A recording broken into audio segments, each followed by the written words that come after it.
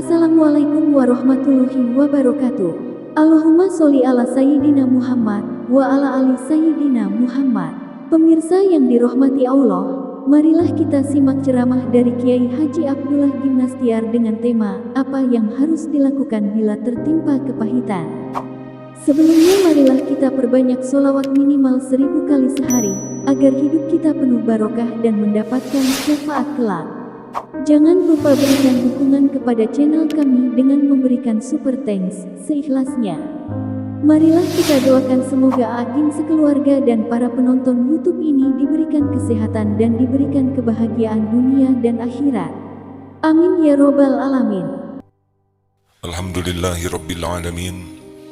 Alhamdulillahilladzi khalaqal mauta wal hayata liyabluwakum ayyukum ahsanu amala wa huwal azizul ghafur.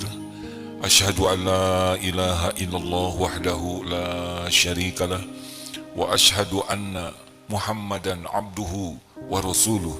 Allahumma salli wa sallim wa barik ala sayyidina wa maulana Muhammad wa ala alihi wa ashabihi ajma'in. Ayyuhal hadirun, ittaqullah haqqa tuqatih wa la tamutunna illa wa antum muslimun.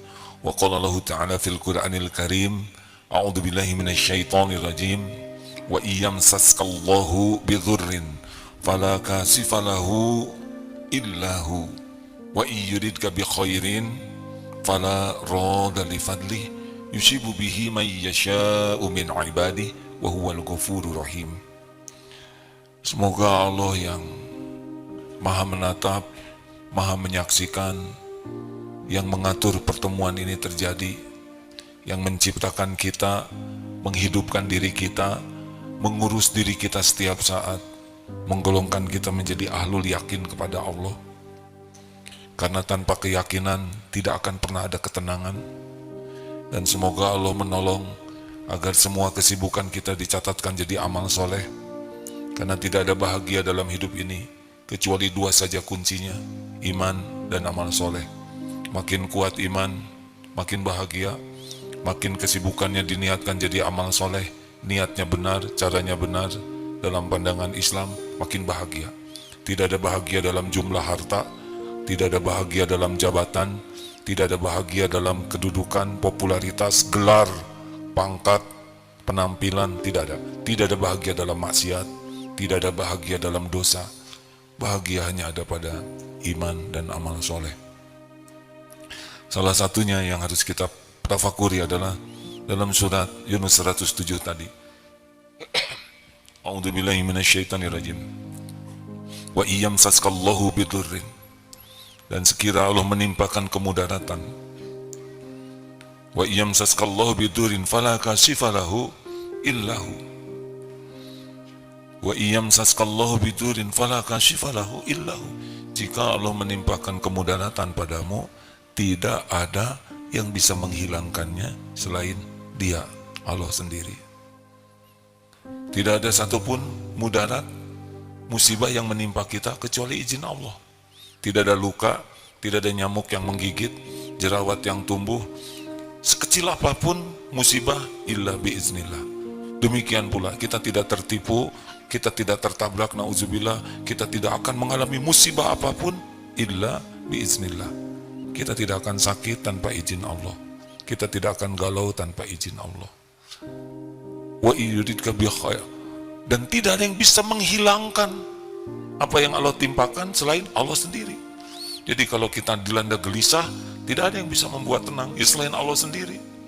Kalau kita dilanda hutang, tidak ada yang bisa membayarkan hutang kecuali Allah. Kalau kita dihinakan, tidak ada yang bisa mengangkat derajat kita selain Allah. Kalau anak di rumah kurang soleh, tidak ada yang bisa menyolehkannya selain Allah. Kalau istri kurang taat, tidak ada yang bisa mentaatkannya selain Allah. Tidak ada satupun yang musibah yang menimpa tanpa izin Allah, dan tidak bisa hilang musibah ini kecuali dengan pertolongan Allah juga. Mau lari ke penjuru bumi manapun, menjerit sekeras apapun, minta tolong kepada siapapun, memelas dan menghibah, tidak bisa. Kalau Allah tidak menolong, tidak bisa. Selanjutnya, wa iyuridka bi khairin, dan jika Allah menghendaki kebaikan, fala radda li fadli, tidak ada yang bisa menolaknya. Lunas hutang pasti lunas. Lulus sekolah pasti lulus. Jodoh pasti jodoh. Berangkat umroh pasti berangkat. Jadi haji jadi. Sembuh. Apapun yang Allah kehendaki pasti terjadi. Akan ada jalannya. Sekarang sakit, Allah kehendaki sembuh lewat obat, ketemu dengan obatnya. Allah kehendaki sembuh lewat dokter, jumpa dengan dokternya. Syariatnya akan dipertemukan. Tidak punya uang, tapi Allah menghendaki haji, akan ada jalannya. Apakah dapat undangan, apakah dapat limpahan, selalu akan ada jalan. Dan tidak bisa ditolak, tidak bisa dihalangi, tidak bisa dicegah oleh siapapun. Innama amruhu idza arada syai'an ayyaqula lahu kun fayakun. Jadi masalah terbesar kita adalah bukan masalah yang sedang dijalani. Ketika ada masalah, kita tidak menyadari masalah ini terjadi dengan izin Allah. Seakan-akan terpisah. Padahal apapun musibah yang menimpa kita, dalam surat At-Taghabun ayat 11, wa ma asobaka min musibatin illa biiznillah. Tidak ada satupun musibah yang menimpa kecuali dengan izin Allah. Wa may yu'min billah yahdi qalbah. Barang siapa yang beriman kepada Allah, Allah akan tunjuki di hatinya. Wallahu bikulli syai'in alim, dan Allah Maha tahu segala-galanya, Maha mengetahui segala sesuatu. Jadi kalau ada masalah, kita ditipu, kita difitnah, kita sakit, apa saja musibah, yang pertama orang beriman, ini izin Allah. Yang kedua, tidak ada yang bisa menghilangkan kepahitan ini selain Allah. Itu ayatnya tadi. Mau jungkir balik juga nggak bisa. Kalau hutang Allah tidak melunasi, tidak akan pernah lunas. Tapi kalau Allah mau melunasi, hutang sebesar apapun pasti lunas. Nah, hadirin sekalian, nikmatnya jadi orang beriman adalah di sini. Kita tidak gentar terhadap masalah apapun karena ada Allah yang janji. Jadi apa yang terjadi kalau kita ditimpa musibah? Satu, kita ridho. Ya Allah, saya terima ujian ini. Saya terima apa yang engkau berikan ini. Dua, tobat. Karena wa ma asobakum min musibatin fabima kasabat aidikum. Musibah apapun yang menimpamu disebabkan tanganmu sendiri. Mungkin kita pernah menghina, pernah memukul, pernah menipu, pernah ngambil barang orang. Entahlah dosa apa yang sudah pernah kita lakukan. Dari mulai balik sampai sekarang pasti banyak dan pasti kembali kepada kita. In ahsantum li anfusikum wa in asatum falaha. Jika engkau berbuat baik, kebaikan untuk dirimu, engkau berbuat jahat, kejahatan itu pun kepadamu. Jadi kalau kita ditimpa musibah, maka kita ridho, qadarullah wa ma syaa fa'al, kemudian tobat. Kenapa? Karena yang bisa menghilangkan dosa itu syariatnya tobat. Kalau kita tidak bertobat, pintu pertolongan Allah tidak kita buka. Sedikit orang yang kalau ada masalah tobat. Ada orang kehilangan dompet, sibuk menyalahkan copet. Copet tidak mungkin mencuri kita tanpa izin Allah. Bertemunya kita dengan copet, Allah yang ngatur. Pertanyaannya, kenapa bagian kita yang dicopet? Dosa apa? Tidak bayar zakat, uang habis dipakai merokok, dipakai sia-sia, sedekah sedikit saja. Allah tahu berapa banyak harta yang Allah titipkan yang digunakan untuk tidak baik. Nanti tinggal didatangkan penyakit, didatangkan musibah, semua Allah izinkan akan terjadi. Pencuri udah dapat dosanya dari mencurinya. Tapi kenapa kita bagian yang dicuri, ada andil dosa kita di sana. Biasanya orang sibuk menyalahkan pencuri, dia merasa sebagai korban pencurian, padahal kita itu korban dosa-dosa kita sendiri. Surat An-Nisa 79, ma aswabaka min hasanatin fa minallah, kebaikan apapun dari Allah, wa ma aswabaka min sayyiatin fa min nafsik. Keburukan apa yang menimpa kita dari diri kita sendiri. Makanya kalau ditimpa masalah itu, yang pertama ridho, ya Allah saya terima. Harus ridho dulu. Faman rodiya falahu ridho. Barang siapa yang ridho, ditimpa ujian oleh Allah, Allah ridho kepadanya. Selanjutnya tobat. Karena ini penarik musibahnya ini harus dihilangkan. Minta ampun, istighfar yang banyak, sholat, tobat. Kalau ada hak orang lain, kembalikan. Kalau zolim ke orang, minta maaf. Ini jalan keluarnya. Nanti beres sendiri itu. Rezeki itu gampang sekali. Urusan itu mudah bagi Allah menyelesaikannya. Tapi pembukanya, misal anak belum nurut ke orang tua. Berapa banyak orang tua yang menyalahkan satu sama lain? Berapa banyak yang menyalahkan sekolah, teknologi, HP. Padahal anak tidak nurut, tobat. Dosa kita pasti ada tuh di sana. Mungkin dulu durhaka ke orang tua, mungkin kita pernah menyakiti, entah apa dosa kita pasti banyak. Dan salah satu buahnya adalah kita menjadi terluka. Tobat, bukan menyalahkan orang lain. Tidak banyak orang yang memahami pintu pertolongan Allah dengan tobat. Padahal jelas sekali, tobat itulah yang akan membuka pertolongan Allah Subhanahu wa Ta'ala.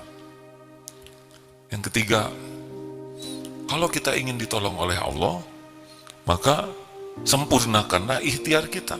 Ihris ala ma yanfa'u wasta'in billah wala ta'jaz. Sempurnakan ikhtiar, tapi ikhtiar kita itu harus rapat dengan doa.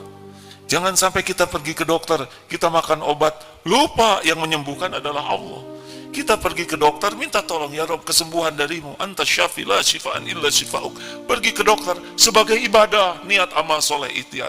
Makan obat, jangan ini obat hebat, tidak ada obat hebat. Ya Allah, saya tidak bisa sembuh dengan obat ini. Yang menyembuhkan hanya Engkau. Saya makan obat ini sebagai syariat, ya Allah. Catatkanlah sebagai amal soleh. Semoga jadi jalan kesembuhan darimu. Mau sembuh, mau tidak, gak ada masalah. Sempurnakan saja. Allah tahu kapan waktunya terbaik bagi kita untuk sembuh. Hutang kita kapan terbaik lunasnya. Orang pinjam uang ke kita tidak bayar, mau jungkir balik juga tetap kalau tidak diizinkan Allah balik, tidak balik itu uang. Tobat. Ikhtiar sempurnakan dengan cara yang Allah sukai. Doa maksimalkan. Ada satu gerbang yang pintu penting yang suka kita tinggalkan adalah wasta'inu bisabri wassalah. Salat kita salat, tapi salat kita basa-basi. Diibaratkan seperti pelangak-pelongo, kita di hadapan orang yang akan menolong. Ini perumpamaan sederhana. Yang punya jabatan, punya kekuasaan, sangat baik. Misal, kita diundang, saudara minta apa? Tapi yang terjadi, kita di hadapannya pelangak-pelongo, ngomong tidak jelas, pikiran tidak jelas. Salat kita seperti itu, hanya mulut saja. Alhamdulillah. Badan, hati tidak. Padahal hati itu wa aqimis shalah lidzikri.